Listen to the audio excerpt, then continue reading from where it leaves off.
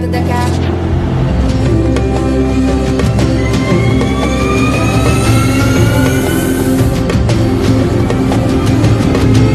Nous insufflons à chacun de nos pas une parcelle de notre cœur pour révolutionner le transport ferroviaire au Sénégal.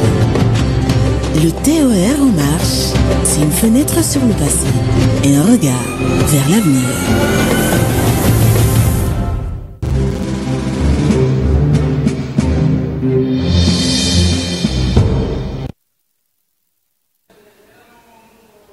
Mesdames et messieurs, bonjour, bienvenue sur le plateau de la chaîne Leader, la chaîne des grands débats, la chaîne exceptionnelle Yegle TV. tey ngeen am seen émission di le vrai débat ngeen koy amal ak Abdou Sarr tous les samedis, mais tey rediffusion la parce que tout simplement gis nañ li nga xamante ni askanu Sénégal mu ngi koy dund fan yi li jëm ci wàllu ndox moo tax tey ñuy masawu coono Sénégal yi nga xam ne tey ñu ngi ci biir ndox mi di leen masawu coono bu baax a baax te ñaan yàlla suñu borom mi nga xam ne moom ndoxam moom askan wi moom doomi aadama yi yàlla na oyofal yéen boobu seen kaw te jàmm dellusiwaat Sénégal dellu ci àdduna tey ñu am suñu biir plateau suñu kaw plateau autant pour moi suñu frère suñu xarit di un responsable politique Benno Bokk Yaakaar ñu xam ko ci turu Mamadou Faye nekk également jàmbaar ci Benno Bokk Yaakaar di ci liggéey bu mucc ayib tey ñu am plaisir recevoir ko fii ci le grand débat seen émission tey ñu war a fas yéene waxtaanee 14e législature mais aussi ñu ubbi perspective ci li nga xamante ni mooy ouverture primature bi nga xam ne le président Macky Sall son excellence da koo ci tëjoon bu yàgg ñu leen di fàttali rek ne kooku di Mamadou Faye nekkoon na conseil technique numéro 2 auprès du ministère de l'économie solidaire et de la microfinance mais actuellement mu ngi nekk chef de bureau relais du service public de Ziguinchor Mamadou Faye nuyu naa la. salaamaaleykum Abdou, fay naa la di lay sant di lay gërëm ci invitation bi di kontaan trop ci sama teewaay fii ci Yegle TV di wax dëgg yàlla ñu seet na yee ngi def liggéey bu mucc ayib en matière d'information kontaan naa ci teew bi fii en espérant que Sénégalais yi ak Sénégalais li ñu fi war a échanger dinañ ci jariñu. merci beaucoup Mamadou Faye plaisir la ci ñun pour ñu recevoir la fii comme ni ñu ko waxee mbokk téléspectateurs yi ci seen plateau le vrai débat ñu ngi recevoir kii di Mamadou Faye ñu leen di fàttali rek ne le thème de cette émission mooy que ne 14e législature ñu war a ubbi également ay perspectives ci li nga xamante ni mooy la fermeture de la primature donc ci kaw loolu dañuy dugg rek dans le vif du sujet monsieur Faye daal di laaj parce que tey politique bi fu mu toll au niveau du Sénégal xaw na jaxasoo bi ñu dem élection législative gis nañ ne yéen a ngi jiitu ak seen tête de liste nationale kii di Mimi Touré def na une tournée nationale yée waa APR ne leen votel leen Benno Bokk Yaakaar parce que dañoo war a am li nga xamante ni mooy majorité à l'Assemblée nationale li ci mel ku jub commadrice opposition bi également def la même chose mais gis nañ ne fi député yi jógee Benno Bokk Yaakaar di 100 et quelque tey mu ñëw ba ci ay 80 ba li ngeen di buuxante di rocci ay député ci opposition bi pour matale seeni camp ban jàngat ngay am ci loolu monsieur Faye. waaw jërëjëf Abdou laaj bi am na solo trop waaye balaa ñu ciy xuus dañuy jiital di masawu coono en tout cas population sénégalaise yi nga xamante ne nii wax dëgg yàlla mbënd mi sonal na leen fan yi ndax taw bu bari bi mu nekk un phénomène vraiment mondial gis nañ ko ci àdduna bi yëpp taw bu bari bi moo waral yenn cas d'inondation yi di jaajëfal ministre de l'intérieur ak ministre de l'assainissement n'est-ce pas yi nga xamante ni ñu ngi dem di fekki Sénégalais yooyu pour masawu leen ginnaaw loolu kontaan naa ci laaj bi nga ma laaj ndax élection yi nga xamante ni dañ ci jóge dañuy jaajëfal suñu tête de liste bi moo nekkoon la brave dame madame Mimi Touré du suñu yaay vraiment di koo xamante dootuñu ko fi présenté ci liggéey bu mucc ayib bi nga xamante ne nii président de la République daf ko dénkoon di suñu président coalition mu doxal ko na mu ko war a doxee yàlla jox ñu ci ndam loolu nag ñu ciy jaajëfal képp koo xamante ni nii militant nga bu Benno Bokk Yaakaar wala sénégalais boo xamante ni da nga décidé woon jàppale ñu ci te jàpp naa ne législature bi muy 14e bi bu ñu ko dooree ndax le 12 incha allah la ñuy installé député yi dinañ gis ne xëy na dina am yenn coppite ko yoo xamante dina am ca biir assemblée nationale ba parce que lañ fa yàgg a gis ak lañ fa war a gis yaakaar naa ne en tout cas dina am ay coppite. ok donc yaakaar nañ dina am coppite c'est vrai loolu la ñuy séntu ci li nga xamante ne ni mooy député les représentants du peuple mais balance bi nu mu daanoo noonu parce que bon est-ce que parce que là l'interrogation est là une partie de la population wala ci opposition bi dañ ne lii c'est une sanction boo xamoon ne ni tey waroon na mën a indi sax comment dirais-je benn engouement ci biir Benno Bokk Yaakaar parce que fii balance bi jógee ak fu mu daanu dafa garaaw ci 100 et quelques jusqu'à 82 députés ça c'est une sanction de la société frustration bi lan moo ko indi solo na.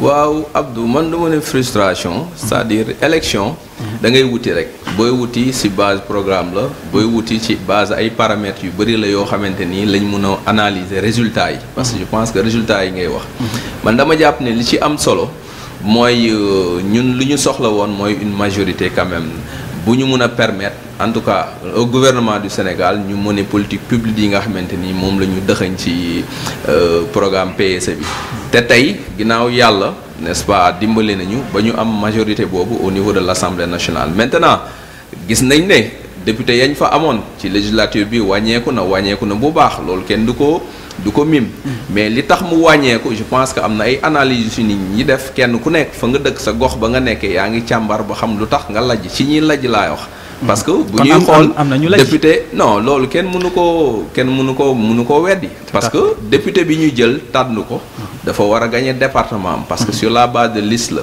n'est-ce pas majoritaire ak liste proportionnelle ci liste majoritaire bi ci département bi dafa am ay nit yu ñuy tànn ci askan wa fa nekk pour ñu teewal ña fa dëkk ca gox booba ca l'assemblée pour di leen xeexal di leen jooytul pour que gouvernement bi ci politique publique yi nga xamante ni moom lay doxal mun leen gestu ginnaaw ñoom tamit ñuy def le suivi di contrôler action gouvernement bi donc daa bokkul ak yeneen xeetu élection yi donc boo buggee teg ci paramètre Benno Bokk Yaakaar la da ngeen perte wala déet day doon loo xamante ni analyse bi day xaw a biaisé man dama jàpp ne alerte la kooku kenn mënu koo naatlabe maintenant alerte boobu est-ce que ci ñun la wala est-ce que ci ñu tànn la wala est-ce que askan bi ñoom ñoo gis ne peut-être nañu tànn pour seen gox ak seen goxaan du ñooñu lañ waroon tànn donc loolu lu ñuy càmbar la te je pense que ñi ngi ci kawam xëy na ak li bu ñu installé ba pare dinañ mën a dellu si lu waral ñu lajj fee comme par exemple ñun ni ñu lajjee à Ziguinchor lu waral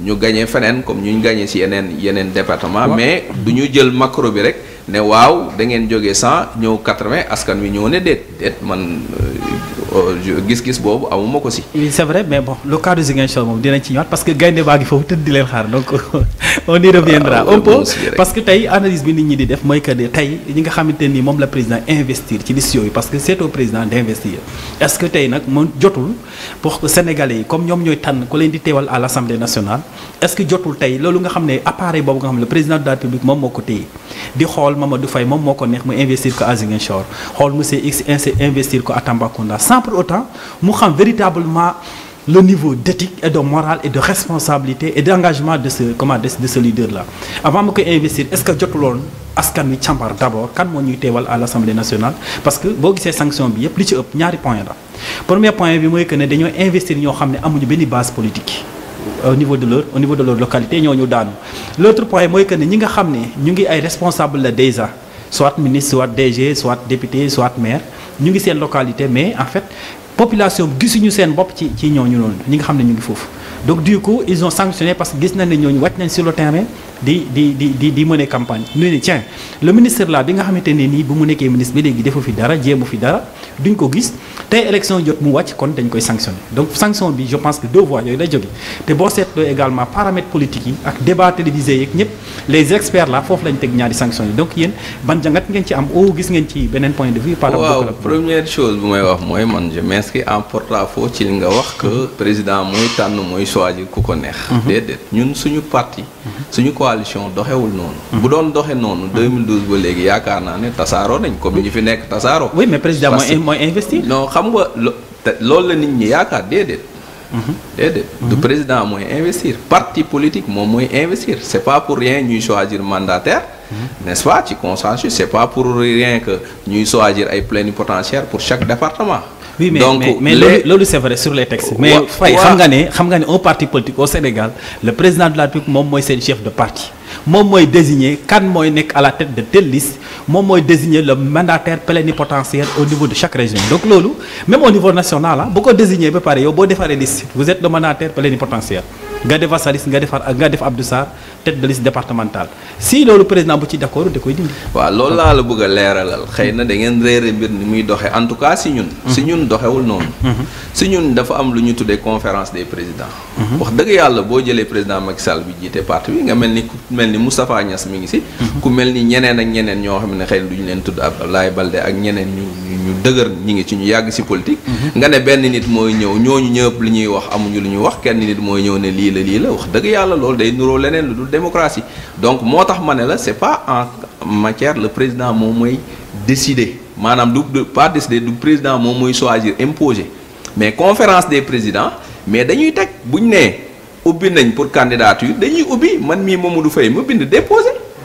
bu may déposer man si kan laay déposer sama coordonnateur u parti par exemple boo jëlee Ziguinchor si Benoît Sambou laay dem déposer moom yooyu daf koy déposer donc am na fu ñuy saytoo loolu pour xool dans le cadre départemental ci candidat yi ñu jot a am ñu saytu ko xool kan mooy vraiment ki nga xam ne war na mun a def le consensus pour ñu teg ko léegi nag bu fekkee ne dafa dem ba ci diggante yooyu mu am ay xiiroo boobu le président di arbitrer arbitrage du président bokkul ak ñu ne président mooy tànn ko neex kooku moom d'accord mooy parce que demeewul noonu.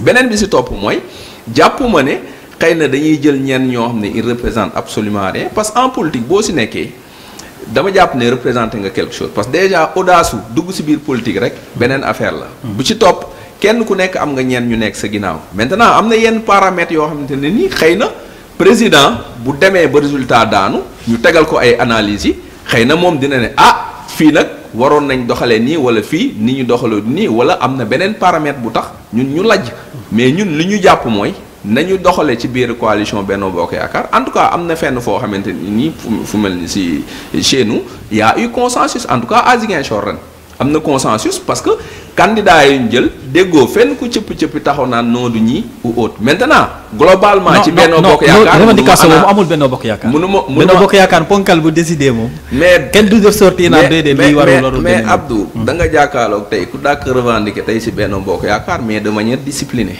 xam nga tamit gesticuler ak revendiquer dans le cadre d'une association parce que politique parti politique association la rek voilà association dafa am ay textes yu ko réglementé dafa am statut am règlement intérieur donc bu fekkee ne yow n'est-ce pas am nga xel xalaat nga yow mat nga li nga doon mat nga responsable politique népp noo xam ne noonu ngay revendiquer mais ci biir texte yooyu am na ay yoon yu ñu la tegal yoo xam ne fa nga war a jaar maintenant dafa am lenn lu Sénégal yi tàmm maanaam fay ba ñu gis muy fëgg dënam di xataraayu gars yi tànn ko micro muy wax yoo xamante ne ëllëg da ciy dellu ginnaaw en tout cas man gisee ma noonu politique ni ma ko gisee mooy cadre la boo xamante ni c'est réglementé donc bu may xataraayu la may xataraayu que ma bëgg mu dégg ko mooy que ñu jiite naam mën naa bind mën naa fex mu jot ko mais damay bind jot ko maintenant am na feneen foo xam ne pay na foofu ngay waxee mooy li gars yi wax quand l'essentiel est bouffé s'opposer devient une nécessité dans le cadre d'une structure quand je dis s'opposer pas aller à l'opposition ou menacer d'aller à l'opposition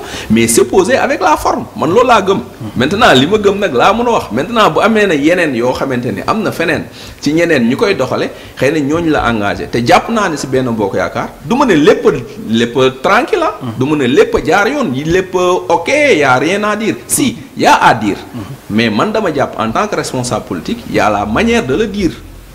Tout à fait. Parce que ñun tamit wax dëgg yàlla fii kenn amu fi doole kenn ëpp fi doole kenn parce que askan wi nga yaakaar pour ñu voter la wala pour ñu jàppale la moom la su moroom yaakaar pour ñu jàppale la. ci jëflante yi nag ci biir structure bi war nañ joxante cër bu dal ni fay bu jógee ne lii metti na ma te lii laa jàpp ni mu am que leen di déglu di arbitrer tamit mun a déglu ñépp te dee njaaxaanaay. buy arbitrage boo xam ne wax dëgg yàlla bu ci coow amee dinañ xam ne kii taxaw na taxawaay bi mu waroon taxaw xëy na yeneen paramètres moo mun a tax ñu lajj donc y a beaucoup de choses qui font que Benno Bokk Yaakaar bi xëy na du ma ne lajj nañ parce que gagné nañ. parce que mais ni ngeen gagné daa mel ni nga dem stade football yi war a jël ndam ni match bi di kalaj ba nga dem tiro bi gagné ci benn bii boo xam ne wala ci différence de points. noonu ngeen gagné parce que en fait assemblée bu mel nii de 1960 à nos jours rappelé ba fu mu amee au Sénégal bi nga xam ne tey le président est obligé jël une personne de ressource ci biir coalition ci biir opposition bi indi ko pour mën a matale li nga xamante ni moom mooy nombre de députés donc loolu yëpp nekk loo xamante ni ci jàngat la boo xam ne tey dañ ko war a def biir Benno Bokk Yaakaar. très bien Abdou man li xam nga ba léegi fi nga xamante du ma fi d'accord ak yow mooy président jëli président mel ni. non bennoo bi yëpp benn nit la man foofu laa ne. non mais non taxawal rek xam nga dañuy waxtaan. te dañoo jàkkaaroog askan wi. dëgg la te ñun ay tout temps lan dañoo gëm li ñuy def. dañoo gëm suñu bopp. te dañu yaakaar ne réew mi. ci suñuy loxo lay mujjee ñun ndaw ñi. c'est vrai donc Benno Bokk Yaakaar lañ bëgg dëgg la. lépp neewul ok. mais lu ñu am lu ñuy wax en tout cas ñi ñu jiite xam nañ ko si ñun. dañ koy wax te duñ ko nëbbatu mais dañ koy wax avec discipline. maintenant 2012. ba léegi yàgg na. dëgg la. 2012 ba léegi yan élection lañ fi perte rappelé ma ko man. non loolu non taxawal rek xam nga dañuy wax cadre Benno Bokk Yaakaar. wax ma benn élection boo xam ne. 2012 ba léegi non xam nga bu ñuy def analyse macro. tamit mais nañu dellu du début à aujourd'hui jàpp naa ne en matière n'est-ce pas de siège au niveau de l'Assemblée. on a dégringolé. ça c'est une évidence loolu ñëpp xam nañ ko. mais loolu day mone tamit maturité démocratique du Sénégal tey. ñun ñoo amee majorité à l'Assemblée nationale mais mënoon na demee neneen mais bu demee woon neneen comme ni mu demee France tamit mais foofu la ñuy gën a xam ne laudateurs yi. ak pourfendeurs yi wax ne Sénégal amul démocratie doon nañ gis ne Sénégal réewum démocratie la te lii daf koo wone beneen bi ci topp. kañ naan président moom président jëlul kenn ay nit ñoo jël comme Mamadou Faye seen décision bopp jël seen engagement bopp bind ci këyit en tant que responsable de structure ne man ak fi réew mi toll ak analyse yi ma def dama fas yéene jàppale ji ñii parce que ñii laa gëm ne ñoo bëgg a liggéey réew mi. donc ce qui nous a donné. mais l'interrogation là-bas mooy que ne moom bu muy campagne gis nga ko gis nañ ko mu ne. àndul ak président Macky Sall jéemul ànd ak moom parce que lu la ko soxal tey mooy opposition bi am une majorité à l'Assemblée nationale. kaddu boobu askan bi dégg ko ba jox ko li nga xamante ni moom mooy mandat fal ko député mu dem le lendemain bu mu toogee ci kaddu boobu mu yëkkati woon bi askan bi fal ko le lendemain mu jël passe boobu mu dëpp ko toxañ ko dugal ko ci poubelle ne déedéet tey damay rejoindre Benno Bokk Yaakaar loolu en fait ban c'est un peu contradictoire. waaw très bien c'est-à-dire gis nga Abdou. askan wi foog ñu gindi leen ci Assemblée nationale nu muy doxee. kooku neewul dama bàyyi sama taxawaay bi ma taxawoon dem seey ci biir parti sangam wala coalition sangam déedéet. gis nga ay coalition de parti à l'Assemblée pour formation groupe parlementaire. depuis que assemblée di am ba léegi loolu dafa yàgg am gis nañu ko jamono Abdoulaye Wade. dëgg la yaa ngi comprendre donc parce que la fa am solo mooy. le gouvernement bi di indi à l'Assemblée est-ce que man dama naan opposant laa rek lu ñëw ma ne daa bon sànni. lu ñëw ma ne daa bon sànni du loolu. donc boo nee man opposant laa damay opposé wu au président Macky Sall bon président Macky Sall c'est le président de tout le monde doo opposé wu président da ngay opposé wu parti bi nga xam ne peut-être moom ngay jàmmaar lool. léegi boo jàppee ne yow askan wi jox na la mandat nga dem représenter leen à l'Assemblée nationale ñu war a former ay groupe parlementaire ala kulli ali am na foo war a féete. allah kuli ali wala nga nekk. non mais moom même fu mu féete woon joxoon na signal boobu déjà. non ban signal la il a parlé xam nga amul groupe parlementaire opposition à l'Assemblée. groupe parlementaire yi dafa am tur. tey mun nga bokk PDS nga dem bokk groupe parlementaire Benno Bokk Yaakaar wala nga bokk PDS nga dem bokk groupe parlementaire je sais pas Wallu wala Yewwi wala keneen selon groupe parlementaire yi nga xamante ni ñoom ñoo war a. am foofu au niveau de l'Assemblée nationale ça ne veut pas dire que yow da nga jël sa lépp ak say ngëm-ngëm ak la nga doon xeex nga dem seeyal ko déedéet dafa fekk ne assemblée ci ñi mu organiser woo xëy na duñ dugg ci affaire de texte et autres parce que loolu tax ñu fee toog tey dafa laaj yow boo nattee sa doole xam ne sa doole fii la toy nga jàpp ne am na ñoo mën a àndal parce que yaakaar nga parce que lépp yaakaar nga que li askan wi di xaar ci yow boo fa nekkee foofu mun nga ko fa xeex mais rien ne t'empêche nga dem xeex ko fa ce n'est pas parce que nag ñooñu dañoo nekk ci ginnaaw le président bi nga xam ne moo yore parti mouvance présidentielle bi que yow forcément donc da nga trahir wala déedéet parce que tey imaginez ñu indi benn projet à l'Assemblée nationale boo xam ne askan wi dañ cee gis boppam donc li opposition bi n'est-ce pas di xas le parti au pouvoir naan une majorité automatique xaw ma une nangam. mécanique non c'est plus que ñoom pour ñoom tout lépp loo xamante dafa jóge ci nguur wala dafa jóge ci majorité pour ñoom baaxul. non waxuñu loolu mais dañoo gis loo xam ne xam nga tamit. le rôle de l'Assemblée nationale. mooy avant la représentation après la représentation c'est de contrôler l'action du gouvernement. Très bien. bu fekkee yow yaay ministre des comment adresse de l'environnement je ne sais pas des inondations yaay gérer inondation yi. nga taxaw nga plaider à ce que ñu vote la un budget on vote un budget de 700 milliards teg ko sa loxo. nga dem année suivante bi ñu gis ne inondation yi gën na garaaw mënoo dox biir Dakar ba gis ne 700 milliards yi fii lañ ko dugal mais attendez lan la ñuy wax vous donnez raison à l'opposition. non Abdou loolu tontu bi dañ koo leeral ba pare. gis nga monsieur Diallo bi nekk dans l'opposition. kan moo doon nekkoon ci président ou commission yi doon suivre programme boobu au niveau de l'Assemblée du moom.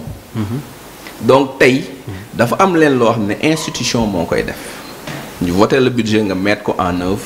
ensuite structure yi nga xam ne ñoo war a auditer ñoo war a def ay inspection ñu def ko.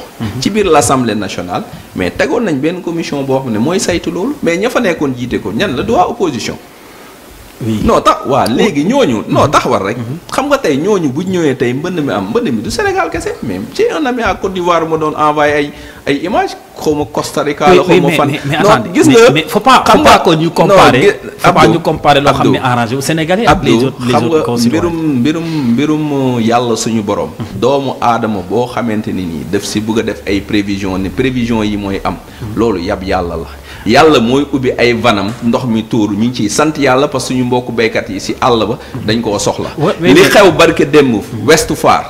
li xew barke démb biir Dakar fii nii à la Médine li xew barke démboo Ndiaye fii ci banlieue bi. gis nañ ko Kër Massar a ngi nii. mais ñaata milliards lañ fa dugaloon. est-ce que boo demee sur le terrain doo fa fekk ay structure de ay investissement da nga ko fay fekk. parce que ñun fa lañ nekk. non taxawal rek.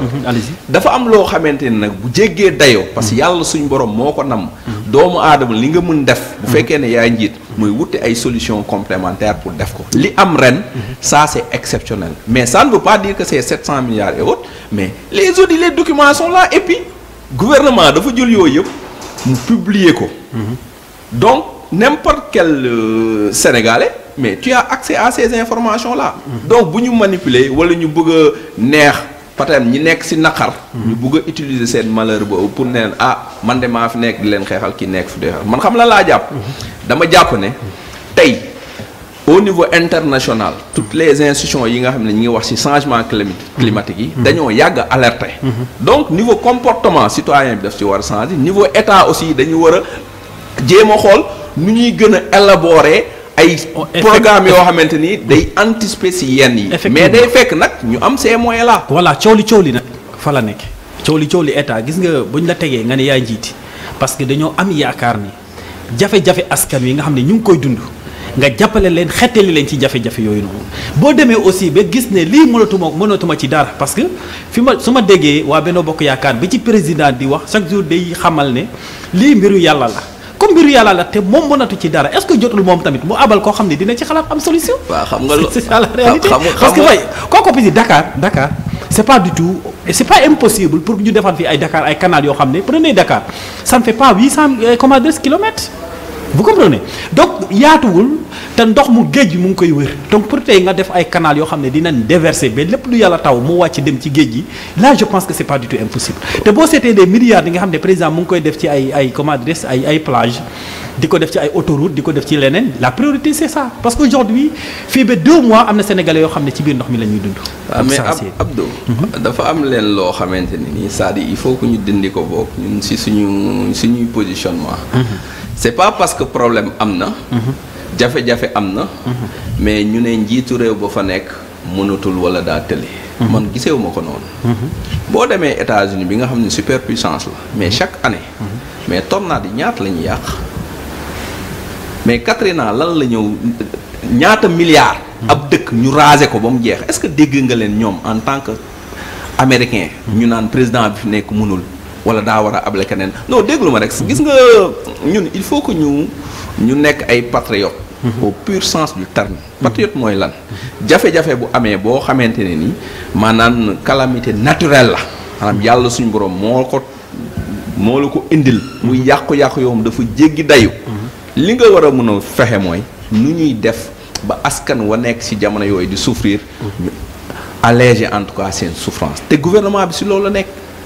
c'est pas pour rien ñu lancer plan ORSEC bi c'est pas pour rien ñuy jël ay milliards di jéem a jàppale ñi nga xamante ñoo ngi ci biir mbënd mi te loolu mooy priorité bi maintenant au-delà de ça programme dañ koy réajouter rek même PSE bi mais liñ nekk di mettre en œuvre fan lañ jóge woon PAP 1 PAP 2 PAP 2A et cetera donc da ngay prévoir n'est-ce pas di jéem a améliorer say programme peut-être d'assainissement te président wax na ko keroog donc c'est pas l'État seulement aussi il faut aussi l'implication des collectivités territoriales non parce que xam nga am na kenn ci opposition yi ko fi doon wax les responsabilités sont partagées entre l'État et les collectivités territoriales parce que mbirum saytu suuf si ak dëkkuwaay fi nit di dëkk ak fi nit warul dëkk loolu mooy dëgg bi loolu lañu war a xoolaat biir Sénégal loolu lañu war a xoolaat te même buñ ko xoolaatee dafa ànd ak tamit jikko yi ñu jéem a xool nan la ñuy def pour solidarité agissante pas une solidarité boo xamante ne ni. oui mais solidarité boobu. opposition mu ngi ci gis nañ opposition tey xam nga man sama ñu ci bëri ñoo xam ne tey wàcc nañ ci xam nga sama gis-gis ci opposition Sénégal. présentement laa wax de. présentement mooy lan c'est-à-dire gisaguma fi une opposition boo xamante ni day def proposition et c'est malheureux. et pourtant koo ci gis il est bradé de diplôme. non xaar ma jox la deux exemples dans l'opposition rek ñi gën a faar président Ousmane Sonko. joxewoon na fi ay temps d'exemple par rapport aux inondations mu ne lii ak lii la ñu war a def pour régler loolu. kooku dama lay arrêter tout de suite bind na livre solution boo xam ne tëxëñ na ci loolu le président Bougane Gueye Dany joxewoon na exemple ba ci enseignants yi. dem télé direct mu def benn tableau boo xam ne day récapituler ni ñu war a yokkee salaire enseignants yi te du impacter suñu économie ba état du ko yëg te loolu je pense que jusqu'à président woowul président Bougane ne ko nag lii nga doon def pour enseignants yi wala lii ngay waxtaan pour inondation yi kaay ñu mettre en œuvre ça. mais Abdou dama la bëgg a leeral lenn rek. gis nga nit da ngay naka laa ko mën a wax sax maanaam da ngay humble. da ngaa gis ne humble ji. non. non c'est-à-dire ñun ay tout tànk lañu xëy na léegi ñu ngi jëm mag. mais depuis Sénégal nekk indépendant. ba léegi ñaata borom xam-xam ñoo fi jaar. ñaata OCAD ñoo fi jaar. di saytu ay programme état muy joxe ay résultats yow nga ñëw ne manum kenn am naa solution à tout déjà loolu. nga baal ma ci kàddu yi. wax ju tegg li ñu la par rapport ak ña nga fa fekk. wax ju tegg ñu la bu yenwul maanaam par rapport ak yow dëkk ba nga nekk. te nga xam ne inondation yi instant yi mi ngi sonal ñi demal à Ziguinchor du yow yaa tudd turam de xam nga woon bëgguma woon. non man maa tudd turam non dégg nga xam nga yaa tudd turam mais mooy suñu meeru dëkk. mais dafa tus. dara la fa def non déglu ma rek ci mbirum assainissement boobu ngay wax demal Belfort. non mais non déglu ma demal Belfort. demal Bukot. koñ ba biir koñam sax demal. non inondation non déglu ma wax la rek. xam nga tey bu fekkee ne am nga solution man fay. yow xëy na dégg nga samay mbir. ci jàngale bi ma nekk parce que fa laa nekk. mais ba ma toogee gis ay problème am. ci mbirum jàngale yi par rapport à la gestion des carrières des agents. mais xaaruma état dama jógoon wut samay possibilité ak samay solution di dimbale ay nit. mais yow boo dëkkee ci dëkk déjà foofu munoo régler problème inondation bi nga ñëw nga ne mbiru état yow yoroo garoo yetoo jiite woo dara. fa nga jiite ak su néew jéemoo fa tous plan d'assainissement amu fa plan de développement non taxawal xam nga quartier boobu mu dëkk man mii di wax ak yow je suis conseiller de quartier là-bas je suis trésorier général du conseil de quartier de Camp Saoudi xam naa bu baax li ma lay wax waxantu ma nee naa la du ma la waxantu dem fa problème inondation yi du Ndakaaru Njaay kese Dakar la Thiès la. non mais Ziguinchor la fépp la mais moom akus néew lu mu mënoon def. akus daa defu tous. non mais acte inondation moom mënu ci yoroon ay milliards muy. bu ma jógee si kooku nee nga par rapport aux enseignants le président Bougane je respecte beaucoup. parce que dama jàpp ne self-made man la. et puis gëm na boppam. mais dafa am yenn yoo xamante ni boo koy wax. da ngay wut ay spécialistes yoo xamante ni ñoo lay accompagner nga wax ko. programme plan boobu mu tegoon nous on n'est pas des naka laa ko mën a wax des profanes si domaine boobu. xam nañ si tuuti. ce que le président est en train de faire pour les enseignants ñoom fan lañ toogoon depuis at yi ñuy tàmbali politique pour imaginer ko. il y a pas un enseignant aujourd'hui qui n'est pas satisfait n'est-ce pas des initiatives de l'État du Sénégal amul je suis dedans et je sais que je gère un service boo xamante ne ni 90% de ñi koy fréquenter ay enseignants te man mii si laa bokk benn. muy ci problème salaire muy ci problème gestion de carrière muy ci problème yépp tey état li mu nekk di teg Abdou c'est-à-dire innovation yi état di jël jàpp naa ne dañu nekk en avance même maintenant nag duñ ne doy na voilà mais boo ñëwee lay waxee très bien n'est-ce pas war ngeen reconnaître ne le président Bougane lu mu proposé woon aux enseignants et à l'État du Sénégal mun na nekk un point de départ. mënul nekk un point de départ on a dépassé li mu proposé woon. non mais non taxawal ma ne lu tax ma ne la on a dépassé Abdou dama lay jox benn exemple rek. PCMG tey. ñun bañ doon tàmbali xëy na kenn du ko wax. suñu salaire. weesuwul woon 85 000 francs. tey PCMG 2 salaire am laajtal gars yi. romb na 500 000. ah bon ginnaaw Macky Sall waaw. président Macky Sall moo ko appliqué. bi ñu doon waxu augmentation de salaire yi.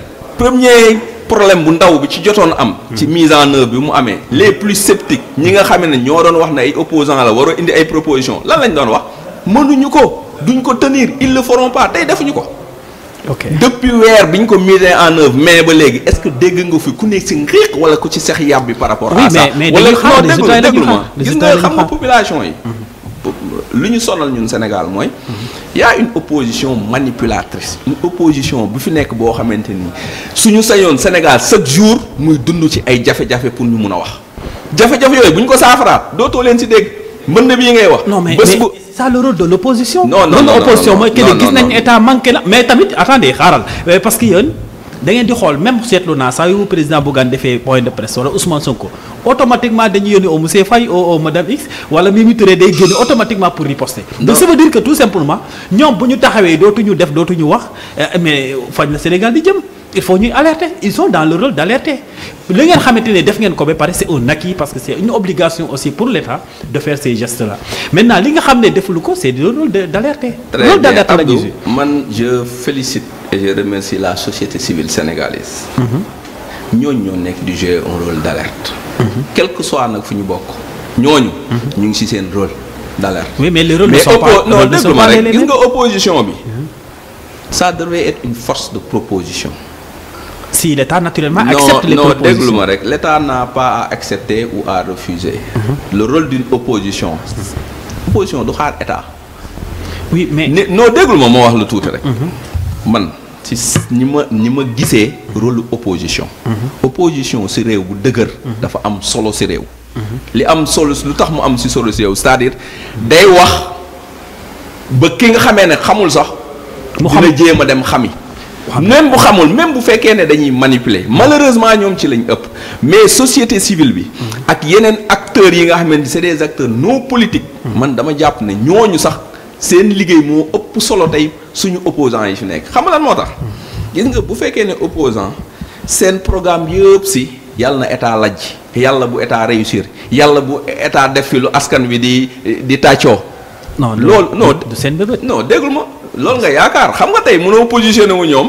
mënoo jël seen position. c'est-à-dire soit da nga naan ma yow peut-être ci opposition. non c'est vrai li nga wax nii bon attendez dama ne la. non xam nga bu kii. non man je donne des exemples palpants yoo xam ne gis nga ko man gis naa ko en tout cas li ñu gis mooy mbënn mi daaw am na gis nañ ni Ousmane Sonko xuus na ci ndox mi seeti leen ma sabu leen ci xaw ma nag ñaata la leen jox barke dem gis nañ Bougane Gueye Dany débarqué na dugg ci ndox mi yóbbu ay pompe yóbbu ay également ay raccord donc chance c'est palpable. ah très bien kuy def loolu est-ce que dina ñaan pour sénégalais yi nekk ci difficulté. merci bu fekkee Bougane yóbbu na ay pompe yóbbu naa pompe ak ay machine kon boog waaw voilà kooku dañ ko ciy encouragé. barke dama aussi réfectionné ay maternité may ma tuuti rek. xam nga yaa wax ne ay exemple palpant. xam nga état moom. xaarut. c'est vrai. avant. pendant et après état moo fay nekk. parce que man mii di wax ak yow. je suis impacté de ces inondations. tout à fait. je suis impacté. xëy na peut-être mënuñu koo wax fii parce que publicité suñu bopp lay doon. parce que ñun tamit. non may naa la waxal benn rek. ñun tamit dañuy yor ay entreprises à Kër Massar. ok. une ferme de 1200 mètres carrés boo xamante ni mi ngi quartier Amdalaay. c'était Balla kii papay Balla Gaye. Balla Gaye numéro 1 mais ndox bi dafa ñëw nangu yëpp. ok mais fa ñu nekk boo toogee nga xool ba saytu ko da ngay xam ne yoonu ndox la. mais état fekk nañu fa di ñu jéem a jàppale mais neewuñu doy na lam fa def ba léegi man mii nga jàpp ne xëy na man état laa faral wala état laa nekkal dëgg la mais damay dem di kaas di ñaxtu mais comme nu ma la ko waxee sànq sur la norme mais que nga ne dafa sol ay botam dugg si ndox bi paccax yow def buzz. non deful buzz Ousmane Sonko da leen ma saw coono. non déglu ma rek Abdou Sarr c'est-à-dire baal ma si tur bi mu lay wooyee direct monsieur Sarr. dafa am lenn loo xamante ni doo ci gis président Macky Sall te man mu tax ma naw ko. populisme boobu. même bi mu nekkee opposant gisoo ko ci.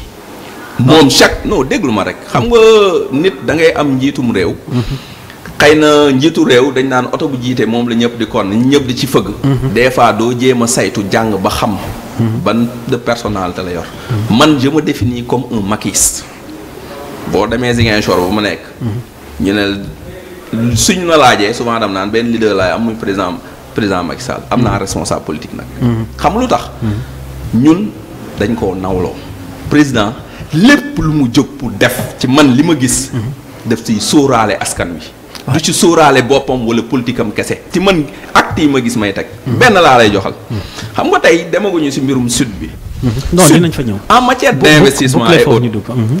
damaa yàqamti xuus dem au sud. non bàyyi fa la bokk.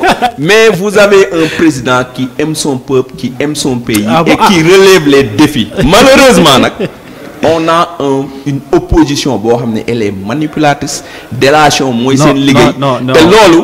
non déglu ma loolu. il faut que tout tànk yi.